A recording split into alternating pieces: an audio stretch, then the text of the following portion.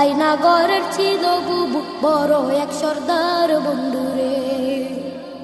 13 সালে হেফাজতের শাপলা আন্দোলনে রাতের অন্ধকারে বুবু করল নির্যাতন, পুলিশ দিয়া করল বুবু উলামা নিধন বন্ধুরে। গুলি বোমার সাথে মারলো গরম টিয়ার শেল, হাজারো প্রেম কেড়ে নিল, কাউকে দিল জেল। মানবতার মুখোশধারী বুবুর খেলায় খেল বন্ধুরে। 18তে কোটা বিরোধ করলো আন্দোলন, নুরুল হক রে বুঝ দিয়া কোনো দাদমন।